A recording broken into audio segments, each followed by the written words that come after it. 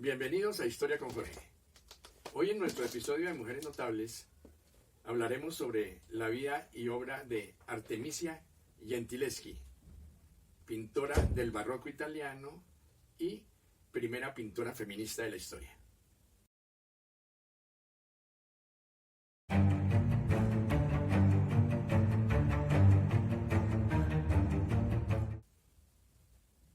Artemisia nace en Roma en 1593. Es hija de Horacio y de Prudencia y su hogar está conformado también por 3 hermanos menores. A la edad de 12 años, la madre de Artemisia fallece y entonces Horacio se tiene que hacer cargo de todas las labores del hogar y además de su trabajo, que era también el de pintor de la época. Era un pintor seguidor de la línea del famoso Caravaggio, que es el que representa esa tendencia del tenebrismo, que es la pintura donde hay sombras y luces y donde además hay un gran dinamismo, una vitalidad y sobre todo un hiperrealismo. Eso era lo que más o menos en ese siglo XVII se estaba colocando como lo máximo dentro de la línea pictórica. Artemisia inicia su preparación y sus estudios de mano de su prapadre en el taller que él tenía, y ella demuestra su talento desde muy niña. Tanto es que a los 16 años ya ha pintado su primera obra y recibe muy buenas críticas de parte de los conocidos del padre y de las personalidades que tienen autoridad en la materia. El padre le enseñó las técnicas del dibujo, la pintura al óleo, la combinación de los colores y también, sobre todo, la impulsó para darle brillantez a sus cuadros. Dentro de esa primera obra, que se llama Susana y los viejos, es una obra tomada es una alusión a un tema bíblico, que es Susana, que se encuentra durante el cautiverio que sufrieron los israelitas en Babilonia. Se encuentra allí y entonces ella es casada y va a darse un baño y 2 viejos libidinosos se acercan a ella, se hacen en la parte posterior y comienzan a murmurar y la incitan, la comienzan a acosar y sobre todo le piden que tengan con ellos actividad sexual. Ella se niega y en el cuadro vemos, por ejemplo, las 2 figuras en las cuales están susurrando. Hay un gran colorido en sus vestuarios, mientras Susana está con la cara hacia un lado, tratando de rehuir esas propuestas indecentes, y al fondo hay un cielo algo oscuro, propio, como decíamos, de esa pintura del barroco, especialmente del tenebrismo. Esta leyenda o esta alusión bíblica, como decía, es la Susana que está en Babilonia, y allí, ante la negativa para acceder sexualmente a estos 2 hombres, entonces ellos deciden hacer una difamación y la delatan e insinúan que la vieron con jóvenes cerca de un árbol teniendo actividades propias de la sexualidad. Es llevada a juicio y se le va a condenar muy seguramente a la lapidación, a la muerte. Pero afortunadamente aparece Daniel, el profeta, que en ese momento es un joven, y él muy sabiamente decide interrogar a estos 2 hombres y preguntarles en qué árbol es que se encontraba Susana. Ellos vacilan y uno dice que en una encina y el otro da el nombre de otro árbol diferente. Ante esto, los jueces se dan cuenta de que han mentido y, por el contrario, en vez de castigar a Susana, castigan con la muerte a los 2 hombres libidinosos. Horacio, al darse cuenta de las capacidades que tiene para la pintura, Artemisia decide colocarle un profesor particular, porque las mujeres no pueden tener acceso a la Academia de Artes allá en Roma. Entonces contrata a un pintor que se llama Agostino Tassi. Él le enseña bastantes técnicas de la pintura, le enseña tendencias diferentes, pero infortunadamente comienza una maniobra de acoso continuo hacia Artemisia hasta que llega el momento en que la viola. Este acto lleva a Artemisia a cambiarle totalmente la vida y le produce un trauma demasiado grande. Como se usaba en la época, el victimario decide y opta porque ofrecer matrimonio para supuestamente reparar el honor de la doncella. Algo abominable, un ofrecimiento de esta categoría. Entonces ella se niega totalmente y es llevado a juicio Agostino. El juicio es algo en el cual la víctima la siguen victimizando porque le hacen preguntas de diferentes formas, de diferentes maneras para ver si de pronto está mintiendo, para hacerla caer en algún error, en alguna incoherencia, pero ella se mantiene muy firme en sus acusaciones. Incluso hay un volumen muy grande de lo que fue el juicio, algo exhaustivo y que duró bastantes meses, y también es sometida a unas torturas por medio de un instrumento en el cual apretaban unas cuerdas alrededor de sus dedos, lo cual le producía un severo dolor. Ella soportó todo esto e incluso tuvo que someterse a un examen ginecológico para determinar si se había presentado la desfloración. Finalmente, después de 7 meses, Agostino es hallado culpable y le colocan una pena. La sentencia es de una pena irrisoria que es de 1 año de prisión, el exilio en los Estados Vaticanos y una indemnización económica. Horacio el padre, machista, en una época también donde solo imperaba la palabra y las decisiones de los hombres, y dudando aún de su propia hija, entonces la obliga a casarse. Y esto con el ánimo de que ella, como decía anteriormente, pueda resarcir su honor y además que haya una buena reputación en la familia, que no sea sometida a chismes y a palabras en el vecindario en que la vayan a ofender aún más. Entonces hacen un matrimonio que es arreglado con un pintor joven que es Pier Antonio Stiatasi. Ellos, después del matrimonio, deciden salir de Roma y se ubican en otra ciudad. Artemisia tiene 4 periodos muy determinantes en cuanto se refiere a su labor pictórica.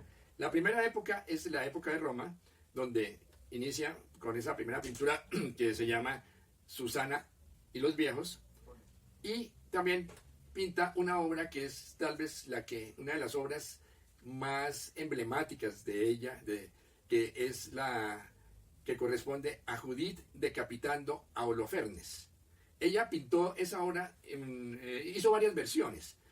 La versión más importante es la que está en la galería en Florencia, en la galería Uffizi. Esa es la más importante de todas y muestra en una forma dramática, si se puede decir, toda la violencia y todo el dramatismo concerniente pues a esa decapitación. La decapitación de Holofernes, recordemos que también es un tema bíblico y sucede cuando Judith decide entrar al campamento del general que ha sitiado a Betulia y que ya prácticamente tiene dominado a todo el pueblo de Israel, y allí lo emborracha con su sensualidad, con sus buenas maneras, con su trato agradable y con la conversación. Entonces logra que se emborrache y cuando ya está totalmente ebrio, en unión de su doncella, lo someten y lo decapitan.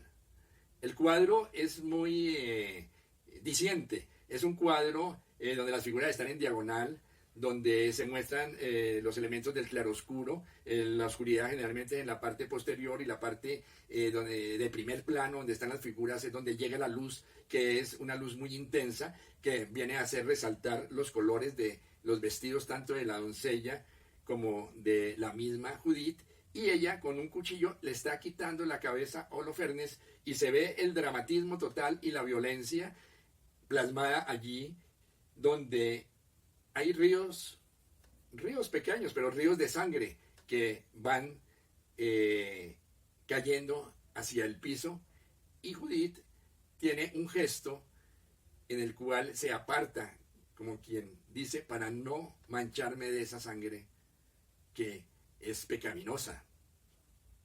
Esta obra, algunos de los críticos han comentado que seguramente volcó todo su problema y todos los traumas que tuvo cuando ella fue sometida a la violación, y allí parece que quisiera vengarse en la figura de Holofernes. Esta es una de las obras capitales. Después de que salen de Roma, se ubican en Florencia. En Florencia ella obtiene mucho respaldo de los nobles y tiene principalmente la protección del duque, que es Cosimo II de Medici, y de su esposa Cristina. Ellos le hacen muchísimos encargos, ya tiene una pintura mucho más evolucionada, con mayor madurez, y sobre todo ella ya se ha independizado prácticamente porque trabajaba con su padre en un principio, y ella misma va elaborando sus cuadros, incluso tiene personal que le ayuda. Allí en Florencia, entonces pinta varios cuadros, pinta uno que se llama, pinta otra versión de Judith y Holofernes, del capitán Holofernes, pinta una que se llama Judith y su doncella, en el cual también aparece la doncella con un canasto y la cabeza de Holofernes, y están mirando, girando las cabezas en sentido contrario de donde está el canasto, y hay también un gran colorido en los ropajes y una luz que está iluminando mientras hay fondos oscuros. También pinta una versión de la Magdalena que se llama La Conversión de la Magdalena, y allí conoce en Florencia a Galileo Galilei, con el cual tiene una relación epistolar durante muchísimo tiempo, y hacen una bellísima amistad, y a un sobrino nieto del gran pintor y escultor Miguel Ángel. Este señor le encarga un cuadro, le encarga varios cuadros, y le encarga también que haga unas pinturas para la casa Buonarroti. Allí ella hace una de sus famosas pinturas, que es la alegoría de la inclinación. La alegoría de la inclinación tomada la palabra como la predisposición o el gusto hacia algo. Entonces, prácticamente es la composición de una mujer semidesnuda que está sobre unas nubes, que tiene en una mano una brújula, y en la parte del cielo hay una estrella dorada que la está iluminando y que prácticamente le está dando el conocimiento para el caso de Artemisia, que es el de la pintura y la ilustración. Este es uno de sus cuadros también más famosos. En Florencia tiene un periodo más o menos de 7 años, de 1613 a 1620. Allí hay problemas con su esposo, él se llena de deudas, tiene problemas con acreedores, y parece que no que otro problema de orden judicial y líos de faldas. Y entonces ella, que ha tenido ya con este señor 4 hijos, 3 han muerto, y queda solamente su niña Prudencia, decide separarse y regresar nuevamente a Roma para iniciar un nuevo periodo. En Roma permanece 9 años, en Roma y Venecia permanece 9 años. Allí ya tiene fama, tiene renombre, le encargan muchísimas obras, y comienza ya a pintar, ya tiene acceso para pintar ciertos cuadros y ciertas obras que antes no podía hacerlo. Ya puede incluso pintar en catedrales. Las mujeres no podían pintar ni frescos ni murales, estaba prohibido, solamente era para los hombres. En esa etapa de Roma y de Venecia, es una etapa más lucrativa, le pagan mejor sus obras, ella vive mucho mejor, pues lleva ya una vida bastante holgada y tiene diferentes cuadros. Por ejemplo, pinta a diferentes mujeres, pinta también el tema bíblico de Esther y Asuero, también a Cleopatra, y pinta a Lucrecia.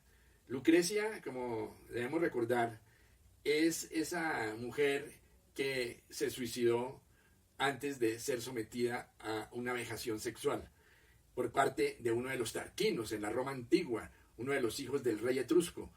Este tema de Lucrecia fue usado también por Caravaggio, por Tiziano y por muchísimos pintores italianos. Y aquí lo importante en la forma temática que emplea Artemisia es que mientras en los otros cuadros siempre ella está a punto de suicidarse con el puñal, en este cuadro ella está en el momento previo de tomar precisamente el arma para atentar contra su vida y no ceder a las pretensiones de Tarquino. Es uno de los cuadros también más famosos y que ha sido muy alabado por la crítica. Allí también pinta otra versión de Susana y los viejos. De Venecia viaja a Nápoles. En la ciudad de Nápoles hay una verdadera escuela de arte y hay una academia de dibujo donde ella puede ingresar. En Roma no la habían permitido, ya en Nápoles sí. Allí es un lugar donde ha estado Caravaggio, donde han estado los Carracci, ha estado el famoso pintor español José Rivera y muchísimos pintores más. Y hay un verdadero florecimiento del arte y es una escuela de una gran reputación. Allí entonces tiene la ventaja de conocer al señor Casiano del Pozo, que es un humanista y es un mecenas que le ayuda muchísimo y que le da muy buen dinero por sus cuadros y le hace muchísimos encargos. Uno de los cuadros también que ella pinta en ese momento es un autorretrato como alegoría de la pintura, que también es una de las obras más interesantes, donde ella misma se está representando. Ella hace muchos autorretratos, ella misma se representa como y hace la alegoría de su oficio, que es pintar cuadros. En Nápoles permanece un buen tiempo y prácticamente, a excepción de unos 3 o 4 años, ella ahí vive hasta su muerte. Sin embargo, hacia 1638 viaja a Londres y en Londres se encuentra a su padre Horacio, que es pintor del rey de Inglaterra, Carlos I, que era un coleccionista de arte y que le había hecho numerosos encargos, lo mismo que su esposa Enriqueta. Entonces allí llega donde su padre, trabajan nuevamente en grupo los dos, en numerosas obras, y también allá pinta el techo de la Casa de las Delicias de la reina Enriqueta. Desafortunadamente, en 1639 muere Horacio, repentinamente. Entonces esto lleva a que Artemisia tenga que acabar los cuadros que no había terminado su padre. Ella allá es muy conocida con el tiempo, y siempre en la Galería Nacional de Londres hay varios cuadros de Artemisia como la pintora del barroco italiano. Regresa posteriormente a Nápoles y allí ya su oficio empieza a disminuir en cuanto a cantidad, pero adquirió pues la madurez total y desafortunadamente en 1656, debido a la gran peste que hubo en la ciudad, ella falleció, al igual que numerosos artistas napolitanos. Artemisia fue olvidada durante 4 siglos prácticamente. Sin embargo, después es reivindicada. El arte de ella principalmente tiene como características las siguientes: las mismas características del barroco, que son, y del tenebrismo, que hablábamos, que es la tendencia de Caravaggio. Entonces consiste en el claroscuro, que también lo manejaron pintores flamencos como Rubens y como Rembrandt, y españoles como José Rivera, como Zurbarán, con todas sus figuras religiosas, que son maravillosas. Artemisia pinta principalmente modelos femeninos. Ella pinta mitología, historia y, ante todo, como decía, mujeres. Entonces emplea el claroscuro. También tiene tendencia a las líneas diagonales propias pues del barroco, diferente al Renacimiento, que en el Renacimiento eran las composiciones triangulares o piramidales, como por ejemplo las de Leonardo o las de el gran Rafael Sanzio. Y tiene también un gran colorido y una gran dinámica, y sus cuadros también poseen una violencia, como ya narraba cuando hablábamos de Judith y Holofernes. Y sobre todo hace resaltar a las figuras femeninas como Cleopatra, como Esther, como la misma Judith y Rebeca también. Tiene otras obras muy importantes también de mujeres de la mitología, como puede ser Danae. En la etapa de Nápoles existe también uno de los cuadros más importantes, que es el nacimiento de San Juan Bautista. Allí en ese cuadro vemos que en la parte, en los planos frontales, están tres mujeres que están bañando al niño. Y en la parte ya diagonal y hacia atrás se encuentra reclinado escribiendo sobre un cuaderno Zacarías, que es el esposo, el padre de San Juan Bautista y esposo de la madre de la criatura. Él está escribiendo porque no puede hablar, porque él no creyó en la profecía, no creyó en la divinidad, cuando le decían que su esposa iba a tener un hijo, y entonces fue castigado y perdió el derecho a hablar. La figura está ya en la parte de la penumbra, de la oscuridad, y detrás de él está precisamente la parturienta y otra figura femenina. Y la luz es directamente sobre el recién nacido, que está sometido al baño de limpieza. Artemisia es reivindicada, como había dicho, ya 4 siglos después. Es un ícono femenino porque es una pintora feminista, y es principalmente en el año de 1916 el crítico italiano de arte Roberto Longhi hace un ensayo bastante extensivo en el cual habla sobre los gentileschi. Entonces habla sobre el padre y la hija.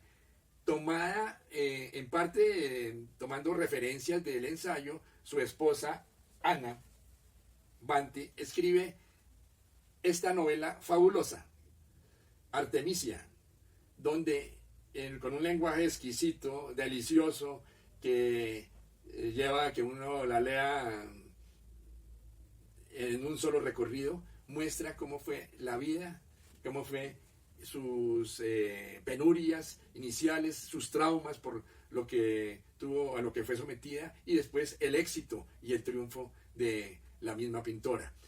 En el teatro hay una obra también importante de un artista Clar, y en el cine también una película que hace honor a Artemisia, que es de una directora, Agnes Morlet.